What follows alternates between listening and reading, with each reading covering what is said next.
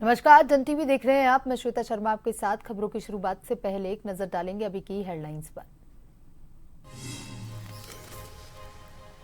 गढ़वाल सांसद अनिल बलूनी का ज्योतिर्मठ दौरा, बीजेपी कार्यकर्ताओं से की मुलाकात, खेल मंत्री से फोन पर बात कर ओली के विकास पर की चर्चा। रामनगर में भुवन चंद्र पांडे ने कांग्रेस का थामा दामन, पालिका अध्यक्ष पद के लिए जताई दावेदारी, का कार्यकर्ता और जनता के सहयोग से फिर जीतेंगे सीट।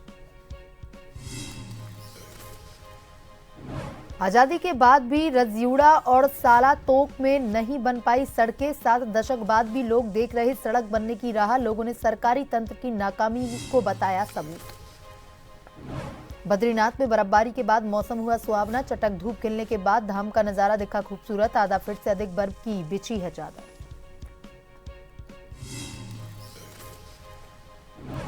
नैनीताल के जिम कॉर्बेट नेशनल पार्क में पर्यटकों को दिखा दुर्लभ नजारा, आंखों के सामने बाघ ने किया हिरण का शिकार, इन पलों को किया गया कैमरे में।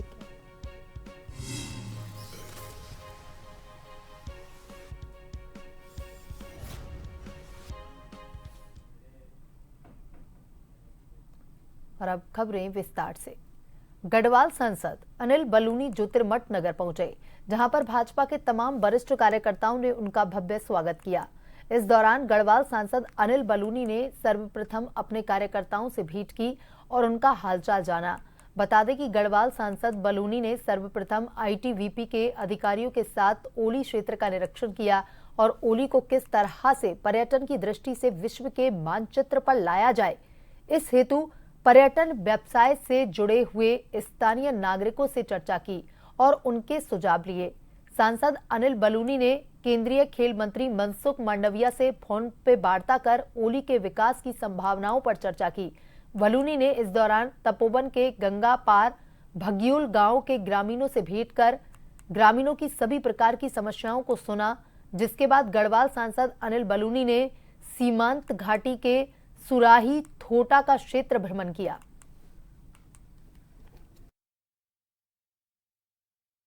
मैं जोशीमठ में अलग अलग कार्यक्रमों में रहा और आईटीबीपी के साथ एक कार्यक्रम में पिछले कल से रहा और उनके साथ ही मैं जो सीमांत क्षेत्र के कई गांव थे उन गांव में भी गया, उन गांव की समस्याओं को भी सुना है और उन गांव की जो दिक्कतें हैं उससे अवगत हुआ और प्रशासन को भी इस बारे में बताया।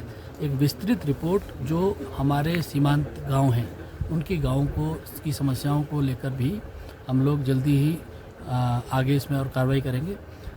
ओली को विशेष रूप से आगे बढ़ाने के लिए, ओली को और बड़ा उसको अंतर्राष्ट्रीय डेस्टिनेशन बनाने के लिए आज पूरा उस इलाके का भ्रमण भी किया। रामनगर पालिका में कार्यरत भुवन चंद्र पांडे ने स्वैच्छिक सेवानिवृत्ति लेकर के कांग्रेस का दामन थामा। पार्टी के जिला अध्यक्ष राहुल छिंबाल, जसपुर से कांग्रेस के विधायक आदेश चौहान, पूर्व सांसद डॉक्टर महेंद्र सिंह पाल एवं पूर्व विधायक रणजीत सिंह रावत सदस्यता ग्रहण करवाई। उन्होंने रामनगर नगर पालिका अध्यक्ष पद पर कांग्रेस से अपनी दावेदारी करते हुए कहा कि यदि पार्टी ने मौका दिया तो निश्चित तौर पर वह पूरी मेहनत और कार्यकर्ताओं व जनता के सहयोग से इस सीट पर एक बार फिर से कांग्रेस की जीत सुनिश्चित करेंगे। सेवानिवृत्ति लेकर के मैंने आज कांग्रेस की सदस्यता ली है। मैं कांग्रेस की विचारधारा का, कांग्रेस की रीतियों का, नीतियों का पुरजोर पूरा प्रयास करूंगा। मैं आजीवन उनका पालन करूं, क्योंकि मेरा परिवार लगातार 3 पीढ़ियों से कांग्रेस ही रहा है। हम कांग्रेस की विचारधारा को मानने वाले लोग हैं, कांग्रेस के सिद्धांतों पर चलने वाले लोग हैं। तो अपने परिवार वालों से प्रभावित होके, अपने परिवारजनों से प्रभावित होके मैंने रणजीत रावत जी के सानिध्य में, उनके मार्गदर्शन में कांग्रेस का आज दामन थामा है। भुवन पांडे जी जो नगरपालिका में सेवारत थे, अपने सेवा काल पूर्ण होने के कुछ महीने पहले स्वैच्छिक सेवानिवृत्ति लेकर के कांग्रेस में अपनी सेवाएं देना चाहते हैं। आज उनके ज्वाइनिंग का कार्यक्रम रखा गया है। उसी क्रम में हमारे माननीय विधायक जसपुर यहाँ पर हैं, हमारे पूर्व सांसद और रामनगर के पूर्व प्रत्याशी रहे हमारे एमएलए के महेंद्र पाल जी यहाँ पर हैं। तो उनकी ज्वाइनिंग जो है पार्टी में विधिवत आज की जा रही है। पिथौरागढ़ मुख्य विकास अधिकारी डॉक्टर दीपक सैनी की अध्यक्षता में विकास भवन सभागार में जनपद स्तरीय अधिकारियों, खेल संघों के पदाधिकारियों, खिलाड़ियों, प्रशिक्षकों एवं खेल प्रेमियों के साथ बैठक संपन्न हुई। बैठक में विचार विमर्श के उपरांत सर्वसम्मति से निर्णय लिए गए कि जनपद पिथौरागढ़ में 30 दिसंबर 2024 को राष्ट्रीय खेल सचिवालय द्वारा भेजे गए 3 कैंटरों के माध्यम से 38वें राष्ट्रीय खेलों के आयोजन के दृष्टिगत प्रचार प्रसार हेतु रैली आयोजन किया जाएगा, जो कि रैली रामलीला मैदान नगर निगम पिथौरागढ़ से आयोजित की जाएगी। मुख्यालय के जनपद के अन्य स्थानों में कैंटर के द्वारा प्रचार प्रसार किया जाएगा। इसके अलावा जनपद में 1 जनवरी 2025 को प्रातः 9 बजे मशाल रैली का आयोजन सुरेंद्र सिंह स्पोर्ट्स स्टेडियम पिथौरागढ़ से देव सिंह मैदान पिथौरागढ़ तक किया जाएगा।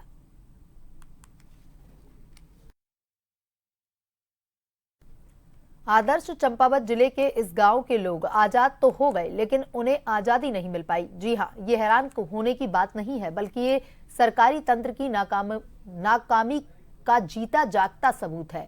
आज हम बात कर रहे हैं उत्तराखंड के चंपावत जिले के एक ऐसे गांव की जहां पर आजादी के 77 साल बाद भी सड़क का अभाव है। यहाँ के लोगों को आजादी तो मिल गई, लेकिन इन पावों से कठिन परिस्थितियों की बेड़ियां नहीं खुल पाई। आदर्श चंपावत जिले के पाटी विकास खंड की ग्राम पंचायत गागर के रजियुड़ा और साला तोक की यहाँ के लोग आज भी सड़क का इंतजार कर रही हैं। सरकारें आती रही जाती रही, नतीजा माफ कीजिएगा, नेताजी आते रहे जाते रहे, लेकिन रजियुड़ा और साला तोक की न तस्वीर बदली और न यहाँ के लोगों की तकदीर। आजादी के 7 दशक बाद भी यहाँ के लोग सड़क की राह देख रहे हैं। आज भी यहाँ 6 किलोमीटर की खड़ी चढ़ाई पार करने के बाद लोग सड़क तक पहुंचते हैं। हम ग्राम पंचायत गागर और उसके तोक रजोड़ा से हैं। हम एक ग्राम गागर से बहुत ही अलग एरिया में रहते हैं, जो जहाँ पर रोड का अभी तक आगमन नहीं हुआ है, रोड को लाया नहीं गया है। कई बार हम लोगों ने बड़ी बड़ी जगहों पर बता दिया गया है कि हमारे यहाँ रोड नहीं है, हमको कितनी परेशानियाँ होती है, लेकिन कोई भी इसके लिए कोई सुधार नहीं कर रहे हैं। कितनी बार हमने कितनी अर्जियां दे दी हैं, कई बार मुख्यमंत्री के पास, कई बार प्रधानमंत्री के पास, कोई नहीं सुन रहा है। हमारे यहाँ के लोगों को यहाँ से अपने गांव रोड में पहुँचने के लिए कम से कम नहीं भी तो 5 से 6 किलोमीटर चलना पड़ रहा है, जिसकी वजह से अगर किसी को कोई समस्या हो जाती है, कोई गर्भवती है या किसी को कोई बीमारी या चोट लग जाती है, तो वो रोड तक जाने में बहुत असमर्थ रहता है। गाड़ी नहीं आती है, यहाँ रोड की दिक्कत है, पानी की दिक्कत है और स्कूल की दिक्कत है। बूढ़े बुजुर्ग जो हैं चल के जाते हैं गागर। रोड की क्या दिक्कत है यहाँ? रोड की दिक्कत है, गाड़ी आती नहीं है, पैदल जाना पड़ता है। कितना किलोमीटर लगभग पैदल जाते हो तुम लोग? कोई 5-6 किलोमीटर होगा। अच्छा, सरकार से क्या मांग कर रहे हो फिर अब? हम रोड की मांग कर रहे हैं कि हमारे यहाँ जल्दी से जल्दी रोड आए। पूर्व प्रधानमंत्री अटल बिहारी वाजपेयी की 100वीं जयंती पर मसूरी में भाजपा कार्यकर्ताओं ने उनको याद किया। इस मौके पर मसूरी तिलक मेमोरियल लाइब्रेरी में अटल जी के चित्र पर पुष्पांजलि अर्पित कर अटल जी अमर रहें के नारे लगाए गए। इस मौके पर वक्ताओं ने अटल जी द्वारा देश के विकास में किए गए योगदान पर प्रकाश डाला और उनके बताए हुए मार्ग पर चलने का आह्वान किया। इस मौके पर मसूरी भाजपा मंडल के पूर्व अध्यक्ष मोहन पेटवाल ने कहा कि पूर्व प्रधानमंत्री अटल बिहारी वाजपेयी ने भारत को मजबूत बनाने और समानता के साथ विकास के रास्ते पर आगे बढ़ाया। अटल जी के समय पूरे विश्व में भारत ने अपनी अलग पहचान बनाई। कॉलेज जीवन में ही उन्होंने राजनीतिक गतिविधियों में भाग लेना शुरू कर दिया था और शुरू में छात्र संगठन से जुड़े।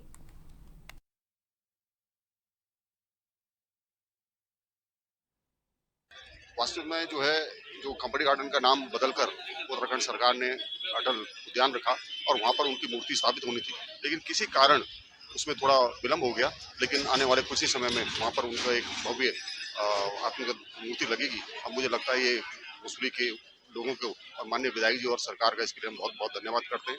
माननीय अटल बिहारी वाजपेयी जी ने उस समय जब पार्टी में खाली 2 सांसद होते थे, उनके विचारों पर चलकर यशस्वी प्रधानमंत्री जी ने मुख्यमंत्री जी ने निरंतर विकास की लहर जो रही है उत्तराखंड में, उसके लिए कहीं ना कहीं प्रेरणा स्रोत स्वर्गीय अटल बिहारी वाजपेयी जी। सौभाग्य से मसूरी मंडल का दायित्व 2 बार मेरे पास था उस समय, तो अटल जी से साक्षात मिलने का, वो दुकान पे आते थे, बैठकर चाय पीते थे, विभिन्न विषयों पर चर्चा करते थे, किस प्रकार संगठन को मजबूत किया जा सकता है, इस बात पर चर्चा करते थे। और पराजय के बाद जब मसूरी आए तो उन्होंने कहा कि मैं हार नहीं मानूंगा, रार नहीं मानूंगा और फिर विजय की ओर बढ़ेंगे। ये संकल्प लेकर के मैं मसूरी से जा रहा हूँ। तो प्रेरणा के स्रोत थे और उनके जैसा व्यक्तित्व भारत में ना तो पहले पैदा हुआ है उनके जैसा वक्ता, और ना ही शायद भविष्य में कोई इतनी जल्दी शीघ्र आने वाला है। वो सारे भारतवर्ष के लिए, केवल सारे समाज के लिए, केवल अपने पार्टी के लिए नहीं बल्कि सभी के लिए प्रेरणा स्रोत थे। और एक सूत्र में पूरे भारत को बांधने के लिए उन्होंने बहुत बड़ा कार्य किया। मसूरी जब भी आते थे, मसूरी से उनका विशेष प्रेम था, कवि हृदय था उनका। हिमालय की ओर देखते हुए वो कविताओं की संरचना करते थे। और जब भी मेरा सौभाग्य रहा कि उनके साथ में बहुत अच्छा संपर्क हमारा रहा और उनकी सेवा करने का मेरे को अवसर प्राप्त हुआ। ये बढ़ते हैं खबरों की तरफ। भू बैकुंठ नगरी बद्रीनाथ में बर्फबारी के बाद अब मौसम सुहावना हो चला है। चटक धूप खिलने के बाद धाम का नजारा और भी ज्यादा बेहद खूबसूरत दिखाई दे रहा है।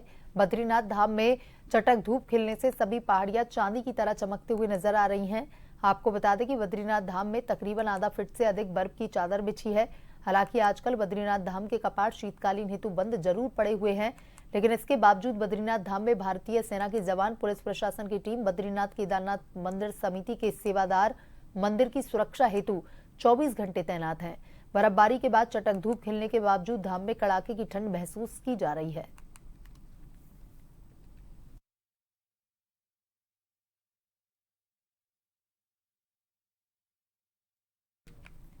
उत्तराखंड के जिम कॉर्बेट राष्ट्रीय उद्यान में सैलानियों को दुर्लभ नजारा देखने को मिला।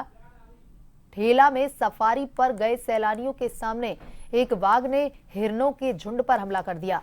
बाघ ने सैलानियों के सामने एक हिरण का शिकार किया। सैलानियों ने इन दुर्लभ पलों को कैमरे में कैद कर लिया। सैलानियों के रिकॉर्ड किए गए वीडियो में बाघ शिकार को घसीटकर जंगल के भीतर ले जाते हुए भी दिख रहा है। अमूमन ऐसे वीडियो यूट्यूब पर ही देखने को मिलते हैं। सैलानी निश्चित रूप से भाग्यशाली थे जिन्होंने आंखों के सामने बाघ का शिकार होते हुए देखा।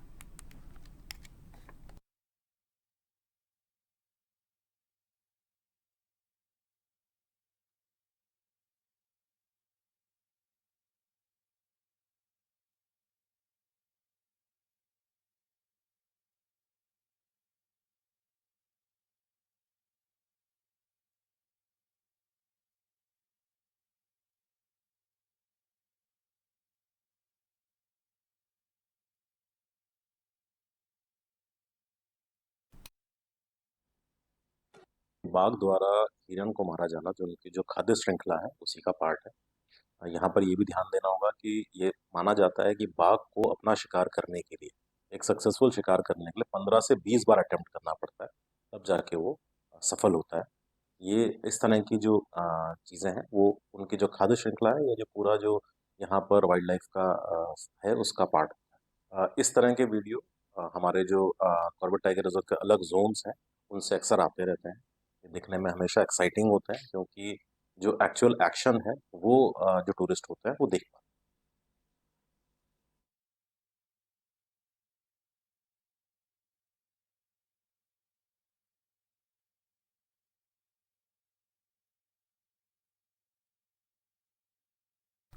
डोईवाला के नुन्नावाला स्थित सहिता सिंह गुरुद्वारे की ओर से गुरु श्री गोविंद सिंह महाराज के छोटे साहिबजादों के शहीदी पर्व पर पंच प्यारों की अगुवाई में भव्य नगर कीर्तन का आयोजन किया गया। बड़ी संख्या में संगत ने नगर कीर्तन में शामिल होकर सतनाम वाहे गुरु का जाप किया।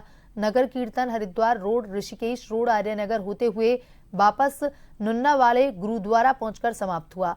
इस दौरान गुरुद्वारा कमेटी के प्रधान ओमकार सिंह ने बताया कि श्री गुरु गोविंद सिंह महाराज के छोटे साहिबजादों की याद में शहीदी दिवस मनाया जाता है। जिस तरह से साहिबजादों ने क्रूर मुगल शासक की नीतियों का डटकर सामना किया, आज गुरु महाराज के बताए रास्तों पर चलकर ही समाज को मजबूत किया जा सकता है।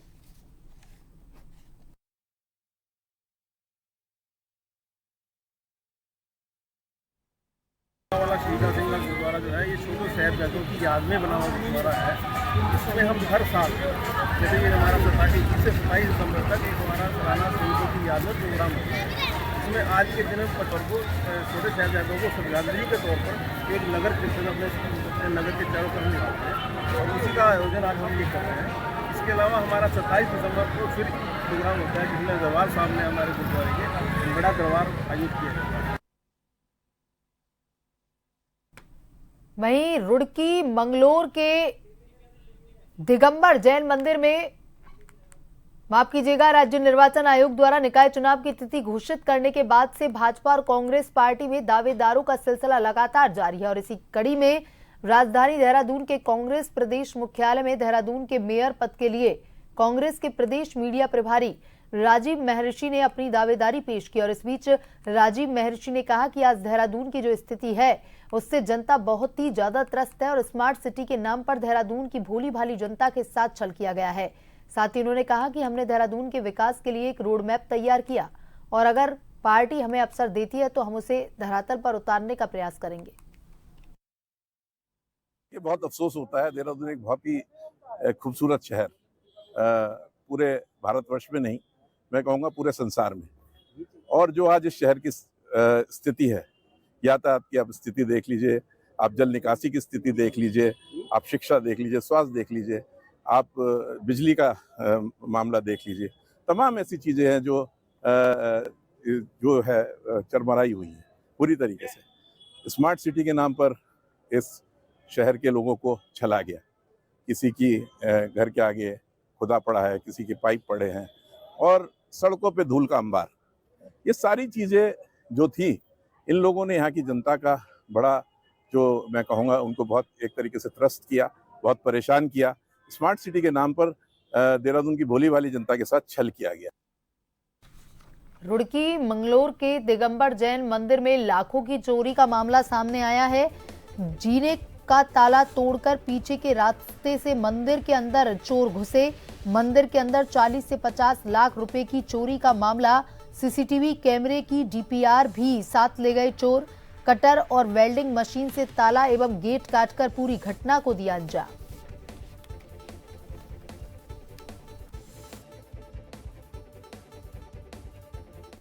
निकाय चुनाव का बिगुल बजते ही पार्टी प्रत्याशियों की घोषणा से पहले लगातार बैठकों का जिस तरह से दौर चल रहा है, उससे लगता है कि इस बार पार्टी प्रत्याशी चयन को लेकर भी काफी मशक्कत करनी पड़ सकती है।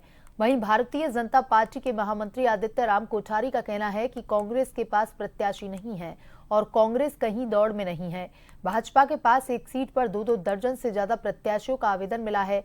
ऐसे में सवाल यह है कि पिछले दिनों जिस प्रकार से यहां पर मंथन चल रहा है और आज भी मंथन का दौर जारी है, इसके बाद प्रत्याशियों की घोषणा जल्द की जाएगी। भारतीय जनता पार्टी प्रत्याशियों के चयन की प्रक्रिया में आगे बढ़ रही है। कल प्रदेश नेतृत्व के द्वारा कुमाऊं के सभी जिलों के सभी दावेदारों के विषय में फीडबैक ली गई। प्रथम चरण पर पैनल तैयार कर लिया गया है और आज गढ़वाल के हमारे जो संगठनात्मक जिले हैं 11 और कुमाऊं का रानीखेत जिला, ऐसे 12 जिलों के प्रमुख कार्यकर्ताओं के साथ में आज प्रदेश अध्यक्ष जी, संगठन मंत्री जी, प्रदेश की टोली बैठ रही है और उनसे फीडबैक ले रहे हैं और 3-3 नामों का पैनल। और नजर डालेंगे अभी की हेडलाइंस पर। गढ़वाल सांसद अनिल बलूनी का ज्योतिर्मठ दौरा, बीजेपी कार्यकर्ताओं से की मुलाकात, खेल मंत्री से फोन पर बात कर ओली के विकास पर की चर्चा। रामनगर में भुवन चंद्र पांडे ने कांग्रेस का थामा दामन, पालिका अध्यक्ष पद के लिए जताई दावेदारी, कहा कार्यकर्ता और जनता के सहयोग से फिर जीतेंगे सीट। आजादी के बाद भी रजयूड़ा और साला तोक में नहीं बन पाई सड़क, 7 दशक बाद भी देख रहे सड़क बनने की राह, लोगों ने सरकारी तंत्र की नाकामी का बताया सबूत। बद्रीनाथ में बर्फबारी के बाद मौसम हुआ सुहावना, चटक धूप खिलने के बाद धाम का नजारा देखा खूबसूरत, आधा फीट से अधिक बर्फ की चादर बिछी हुई है। नैनीताल के जिम कॉर्बेट नेशनल पार्क में पर्यटकों को दिखा दुर्लभ नजारा, आंखों के सामने बाघ ने किया हिरण का शिकार, इन पलों को लोगों ने किया कैमरे में कैद।